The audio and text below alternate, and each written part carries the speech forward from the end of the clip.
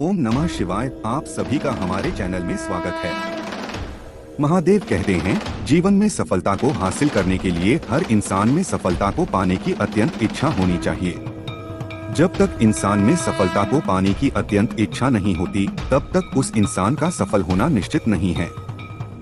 हम सभी के मन में किसी भी कार्य को शुरू करने से पहले ये होता है, क्या हमें इस कार्य को करना चाहिए या फिर नहीं करना चाहिए।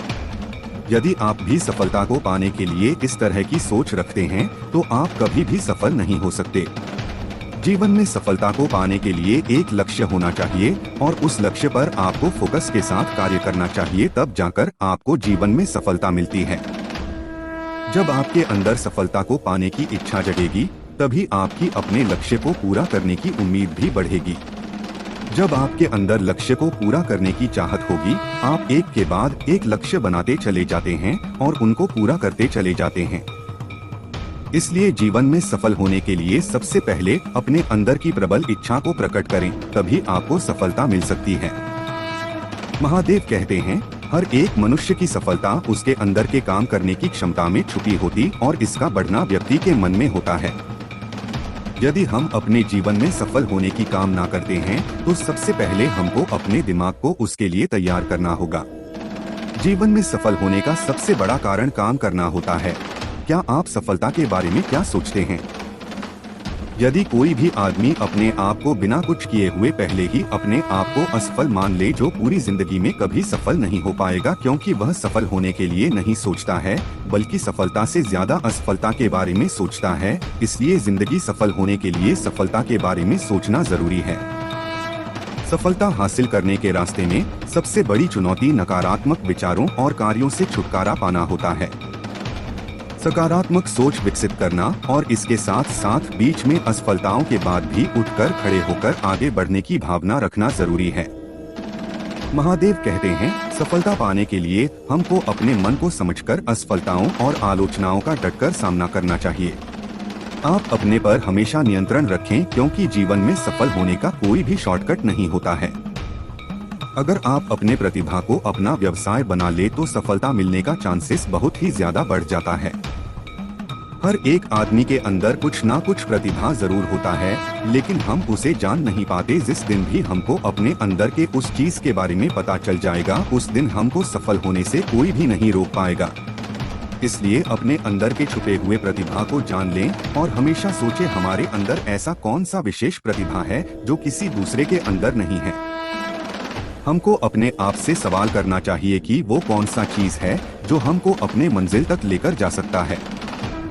जीवन में सफल होने का ये मतलब नहीं होता है हमको कोई उच्च पद मिले और हम जीवन में बहुत सारा पैसा कमाए, बल्कि सफलता का मतलब ये होता है कि हम वो करें जिसको करने से हमारे मन को शांति मिले और जिसको करने में हमको खुशी मिले।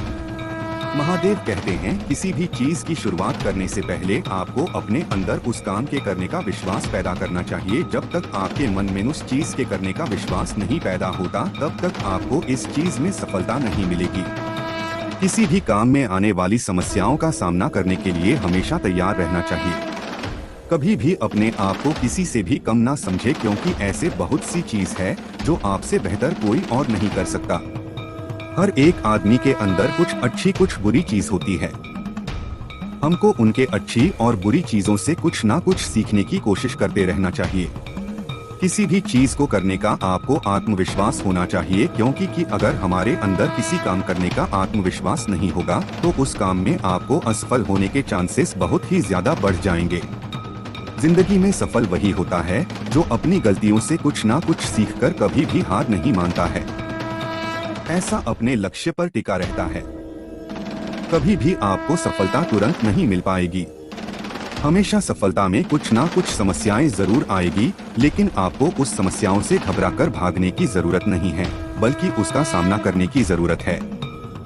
पहले की अपेक्षा आपकी सफलता के बीच में जो कुछ भी है, उसे तोड़ मरोड़ डालो। उसे जैसे भी हो, उसे जल्दी छोड़ो। उसका समाधान जल्दी से ढूंढो, क्योंकि आपका ही समाधान आपकी आने वाली जिंदगी बदल कर रख देगी। महादेव कहते हैं, आपके फैसले पर दुनिया टिकी है। दुनिया का क्या है? आज आपके खिलाफ है, कल सफलता मिलने पर आपके साथ होगी दुनिया। हमेशा अपने फैसले बदलते रहेंगी। सिर्फ यही याद रखना है, कहीं आपके माता पिता का एक फैसला आपको कुछ ना कर पाने की वजह ना दे। इसलिए आज अपने समय को बर्बाद बिल्कुल मत करो। कल समय भी आपका होगा, दिन भी आपका होगा, सिर्फ आज बस मेहनत कर लीजिए। इस छोटे से जीवन में अनगिनत बवंडर, तूफान, सुनामी आते रहते हैं। रावण को तो हारना ही था, क्योंकि रावण में 10 दिमाग थे, जिसका मकसद और विचार एक थे। वो बढ़ता गया और बाकी सब ठहरता गया। जो जम जाता है उसे भुला दिया जाता है, और जो बढ़ जाता है लोग उसकी उम्र नहीं हौसला देखते हैं। तुझसे नहीं होगा, तू नहीं कर पाएगा, ये हमारे बस में नहीं है। जीतने वाले अलग होते हैं, शायद ऊपर से देखने वाला भी उनसे अलग होता है। हमारी उम्र कभी ज्यादा नहीं होती, करना चाहो तो कभी देरी नहीं होती। जो नहीं कर पाता है वो कमियां गिना जाता रहता है। जो हारने के बावजूद जीत की आस रखता है, उसके हार नहीं जीत का हौसला देखा जाता है। एक समय की बात है, जब जगन्नाथ अपने किसी कार्य से अपने गांव से शहर की तरफ जा रहा था, तो उसके बीच रास्ते में एक गरीब व्यक्ति मिला, जिसकी हालत बहुत ही ज्यादा खराब थी। और जब उस व्यक्ति ने जगन्नाथ को देखा तो उसके पास आया और उसको बोला कि आप बहुत ही बड़े ज्ञानी हैं, आपको हर एक चीज का ज्ञान है, तो आप मुझे बताइए कि आखिरकार मुझे सफलता कब मिलेगा। उस व्यक्ति की बातों को सुनकर जगन्नाथ को लगा कि यह व्यक्ति पागल है और मेरे साथ कोई मजाक कर रहा है, और जगन्नाथ बिना जवाब दिए अपने रास्ते की तरफ चल पड़ा। लेकिन वह व्यक्ति अपनी बात पर अड़ा रहा और जगन्नाथ को आगे नहीं जाने दिया। आखिर में जगन्नाथ तंग आकर बोला कि कल सुबह तुम मुझे पास की नदी के पास मिला।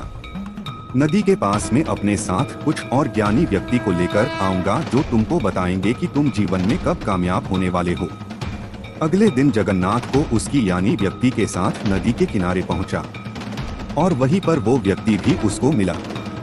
जगन्नाथ ने उस व्यक्ति को कहा कि चलो हम इस नदी में उतरकर नदी की गहराई नापने की कोशिश करते हैं, और उसके बाद मैं तुम्हारे सवाल का जवाब दूंगा। जैसे ही जगन्नाथ और वो व्यक्ति नदी में उतरे तो जगन्नाथ ने अपने साथियों के साथ उस व्यक्ति को पानी में डुबो दिया। पानी में डूबने के पश्चात व्यक्ति हाथ पैर मारने लगा, और थोड़ी देर बाद जगन्नाथ ने उस व्यक्ति को छोड़ दिया, जिसके बाद वह व्यक्ति तेजी से नदी से बाहर निकला और जगन्नाथ को बोला कि तुमने मुझे यहाँ पर अपने सवाल का जवाब देने के लिए बुलाया था। अरे, मुझे मारने के लिए बुलाया था। इस पर जगन्नाथ ने बोला कि जब तुम पानी में डूब रहे थे तो तुम उस वक्त क्या कर रहे थे। वो बोला, मैं सिर्फ पानी से बाहर निकलने के बारे में सोच रहा था। जगन्नाथ बोला, तुम्हारे सवाल का जवाब यही है। यदि तुम जीवन में कामयाबी को भी रिक्शा के साथ पाने की कोशिश करते हो, जितनी तीव्र रिक्शा के साथ तुम उस नदी से बाहर निकलने की कोशिश कर रहे थे, तो तुम्हारा सफल होना निश्चित है। इसलिए जीवन में सफल होने के लिए सबसे पहले अपने अंदर की प्रबल इच्छा को प्रकट करें, तभी आपको सफलता मिल सकती है। दोस्तों, इस वीडियो में बस इतना ही। मिलते हैं अगले वीडियो में, तब तक हमारे इस चैनल को सब्सक्राइब जरूर करें। अपना और अपने परिवार का ख्याल रखें। महादेव आपका सारे इच्छा को पूरा करे। हर हर महादेव।